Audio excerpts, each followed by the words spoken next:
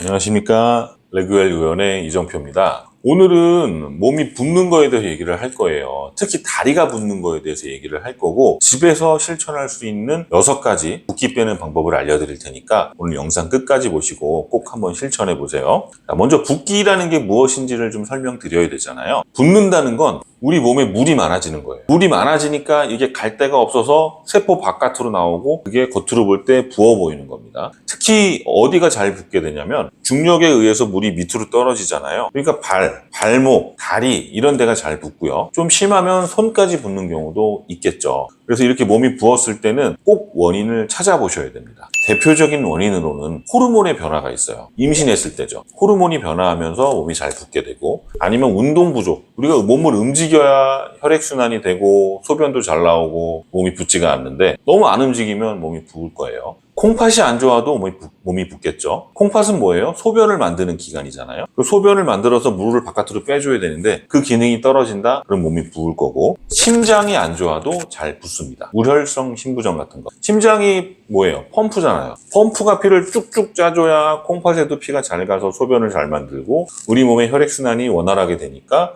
한 곳에 정체되는 일이 없는데, 심장의 펌프 기능이 약해지면 순환이 안 되니까 한 곳에 피가 좀 몰리기 시작하죠. 그러니까 다리 쪽으로 피가 쏠리면서 붓기 시작을 하는 거예요. 림프 기능 장애도 얘기할 수 있을 것 같아요. 우리 몸에 혈액과 림프라는 게 있죠. 림프가 순환이 잘 돼야 붓기가 빠지는데 그게 안 되니까 붓고, 또 비만인 경우, 그러니까 살이 너무 쪄도 혈액순환 잘 안 돼서 몸이 붓기 시작을 합니다. 반대로 영양실조, 너무 음식을 못 먹어도요, 체액이 부족해서 순환이 안 돼서 몸이 붓는 경우가 있어요. 염증, 감염, 그리고 알레르기 같은 게 있어도 부을 수가 있고, 약을 먹는 경우에도 이 붓기가 유발되는 경우가 있는데요. 경구피임약이라든지 스테로이드 제제라든지 고혈압약 중에 일부는 몸의 부종을 유발하기도 합니다. 이렇게 몸이 붓게 되면 꼭 병원에 가서 원인을 찾아보시는 게 좋아요. 왜냐하면 일부 질환에서는 좀 심각한 합병증을 만들 수 있기 때문에 반드시 원인을 찾아보시는 게 좋고요. 병원에서 원인을 찾았는데 괜찮아요. 건강한데 몸이 부어요. 그때는 지금부터 얘기하는 6가지 방법을 실천해서 붓기 조절을 해보시기 바랍니다. 자, 첫 번째, 짜게 먹으면 안 돼요. 소금의 섭취를 줄여야 돼요. 소금이라는 건 나트륨하고 염화물로 구성되어 있거든요. 나트륨은 그 체내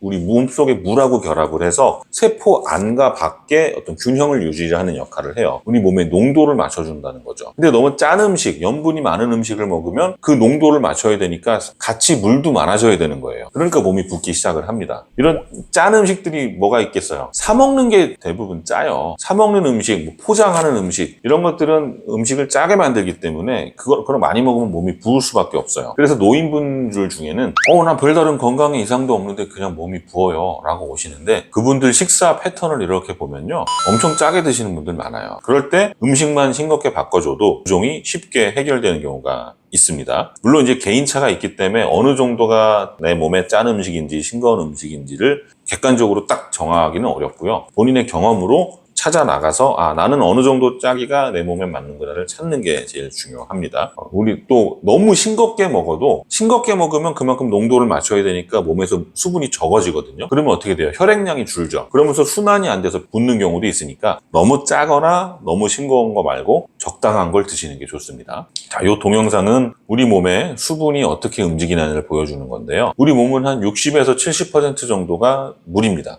여기까지는 물인 거예요. 자, 보면은 이 혈관 안에 이게 물인데, 물이 돌아다니고 세포하고 세포 외액 쪽에 물이 있고요. 이거는 나트륨이에요. 나트륨하고 물이 함께 이제 밸런스가 맞아야 돼요. 그래서 물이 너무 많으면 나트륨하고 농도를 맞추기 위해서 물이 빠져나갈 거고, 나트륨이 너무 많으면 또 농도를 맞춰야 되니까 물이 더 들어올 겁니다. 그래서 결과적으로 어떻게 되느냐? 자, 이렇게 나트륨이 많아지면 세포 안에 있던 물들이 바깥으로 빠져나오면서 세포 외액의 농도를 맞추게 되고 그만큼 몸이 붓게 된다는 그런 내용입니다.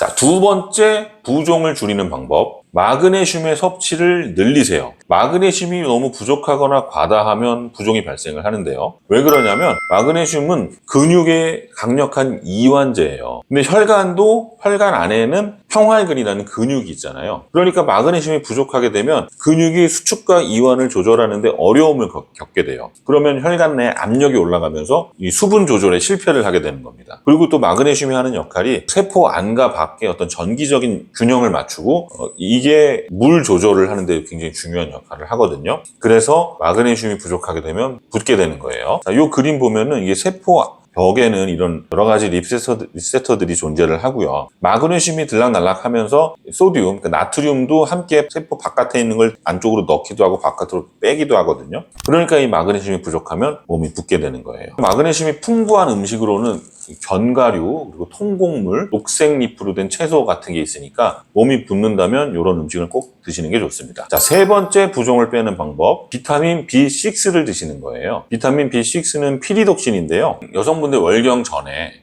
월경을 시작하게 되면 에스트로겐이 확 분비가 되면서 세포 안에 있는 칼슘하고 마그네슘이 빠져나가게 돼요. 그래서 붓게 되는데 비타민 B6가 많은 음식을 먹으면 이런 걸 조절하는 데 용이하게 됩니다. 비타민 B6의 하는 일을 보면은요, 먼저 영양분을 에너지로 바꾸는 역할을 해주고요. 그 다음에 적혈구를 생성하는 역할을 하고 DNA와 RNA를 형성을 하고요. 우리 엄마 뱃속에 있을 때 뇌를 발달시키는 역할도 하고 성인인 경우에는 건강한 뇌를 지키는 역할을 합니다. 그리고 혈액 내에 호모시스테인의 레벨을 조절을 해요. 이런 여러 가지 좋은 역할도 많이 하니까 몸이 붓는다 싶으면 꼭 비타민 B6를 섭취하시는 게 좋습니다. 비타민 B6가 많은 음식으로는 이제 바나나, 감자, 호두 같은 게 있어요. 자, 네 번째, 칼륨이 풍부한 음식을 드셔야 돼요. 칼륨은요, 심장 건강, 그리고 근육의 수축, 신경의 어떤 전달 기능에 있어서 굉장히 중요한 역할을 하는데 칼륨하고 나트륨이 서로 상쇄되는 역할을 해요. 세포에서 하는 역할을 보면 나트륨을 세포 바깥으로 뺄 때는 반드시 세포 바깥에 있는 칼륨이 함께 들어와줘서 나트륨하고 세포를 3대2로 해서 이렇게 교차를 시켜주거든요. 그러니까 칼륨이 없다면 나트륨 조절을 실패하겠죠. 그러면서 붓기 시작을 하는 거예요. 그래서 바나나, 아보카도, 토마토 같은 칼륨이 풍부한 음식을 먹어야 됩니다. 자, 다섯 번째로는 민들레차가 있는데요. 민들레차는 민간요법에서 사용되는 강력한 이뇨제예요. 소변을 만들어주는 역할을 하죠. 소변을 통해서 수분이 배출되니까 민들레차를 먹으면 부종이 감소를 합니다. 또 이제 소변 배출이 쉽게 되면은 콩팥에 생기는 결석 같은 것도 예방을 할 수가 있으니까 민들레차는 천연 이뇨제로서 꼭 드시는 게 좋습니다. 마지막 여섯 번째는 정제 탄수화물의 섭취를 줄이는 거예요. 정제 탄수화물이라는 게 뭐예요? 가공된 탄수화물이니까 뭐 빵이라든지 신빵 아니면 파스타 같은 것들을 말을 하고요. 이런 정제 탄수화물은 당이 높고 섬유질은 낮아요. 그러니까 이런 걸 먹었을 때 어떻게 되겠어요? 갑자기 혈당이 확 오르면서 인슐린도 갑자기 쭉 올라가겠죠. 인슐린이 올라가면 콩팥에서 나트륨의 재흡수가 올라갑니다. 나트륨이 재흡수가 올라가니까 몸에 나트륨이 많아지고 상대적으로 같이 물도 올라가니까 몸이 붓기 시작하는 거예요. 그리고 이런 탄수화물들을 간이나 근육에 저장하기 위해서는 글리코겐 형태로 저장하거든요. 이 그림 보시면 글리코겐 1g을 저장하기 위해서는 물 3g이 필요해요. 그러면 이런 탄수화물을 많이 먹으면 그만큼 물이 많이 필요하다는 얘기니까 몸에 물이 많아지죠. 그러면서 붓기 시작을 합니다. 그러므로 붓기를 조절하기 위해서는 이런 빵이라든가 파스타 같은 정제 탄수화물은 먹지 않는 게 좋습니다. 자, 오늘은 집에서 실천할 수 있는 부종을 줄이는 방법에 대해서 설명을 드렸습니다. 오늘 내용이 마음에 드셨으면 구독과 좋아요, 알림 설정 부탁드립니다. 감사합니다.